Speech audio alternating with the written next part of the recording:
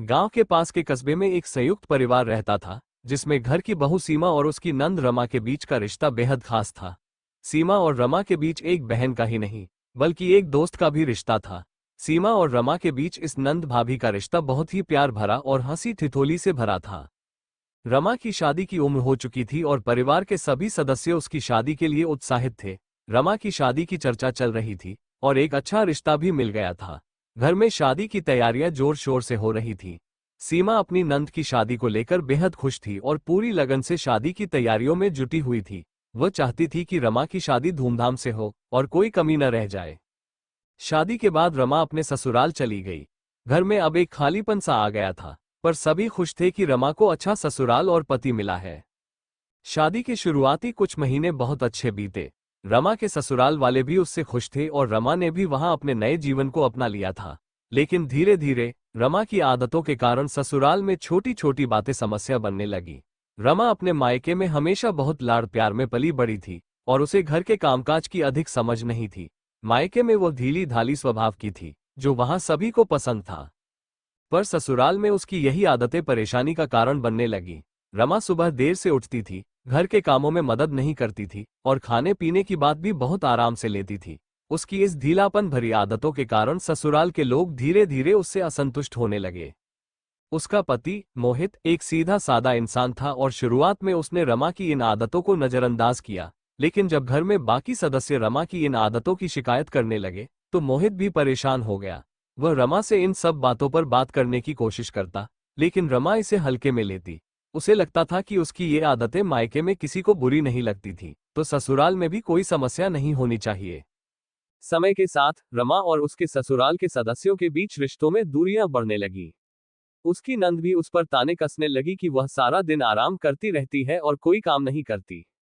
उसकी सास और जेठानी भी उसकी आदतों से परेशान हो गईं। धीरे धीरे रमा खुद को अलग थलग महसूस करने लगी। उसने कई बार अपने मायके में सीमा से फोन पर बात की और अपनी परेशानियों का जिक्र किया। सीमा ने उसे समझाने की कोशिश की कि ससुराल में कुछ जिम्मेदारियां निभानी जरूरी होती हैं और उसे भी अपने व्यवहार में बदलाव लाना चाहिए।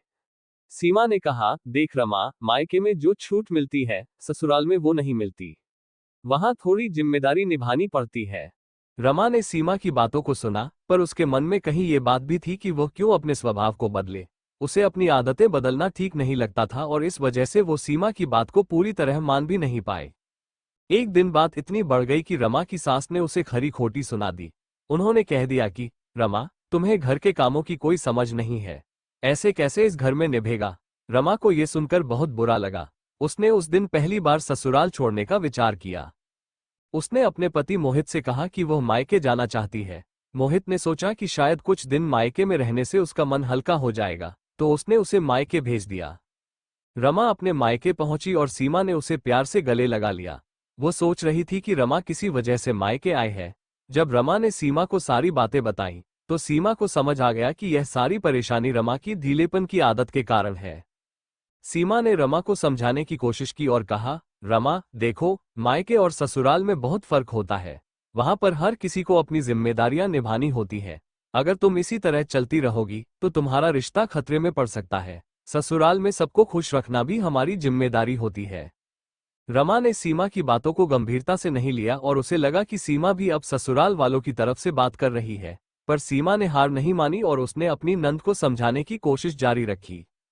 सीमा ने एक दिन रमा को बैठाकर समझाया, रमा, अपने जीवन को सही ढंग से जीने के लिए हमें समझदारी और जिम्मेदारी से काम लेना होता है। मायके में तुम्हें सबने सहन किया, क्योंकि यहाँ सब तुम्हें प्यार करते थे। लेकिन ससुराल में सबका अपना ढंग होता है। तुम्हें अगर खुश रहना है तो तुम्हें थोड़ा अपने ढंग को बदलना पड़ेगा।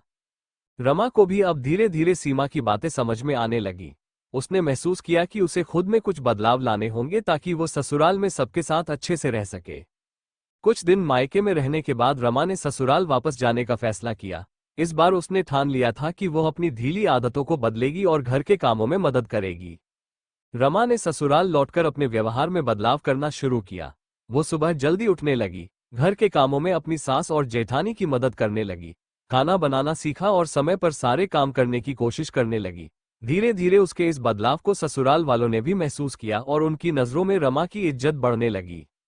अब रमा को ससुराल में वो सम्मान और प्यार मिलने लगा जिसकी उसे उम्मीद थी।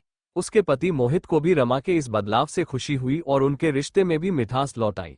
ये कहानी हमें ये सिखाती है कि किसी भी रिश्ते में निभाव और समर्पण बहुत जरूरी होता है। यदि हम अपनी आदतों को परिस्थिति के अनुसार ढाल लें तो जीवन में आने वाली समस्याओं को हल करना आसान हो जाता है।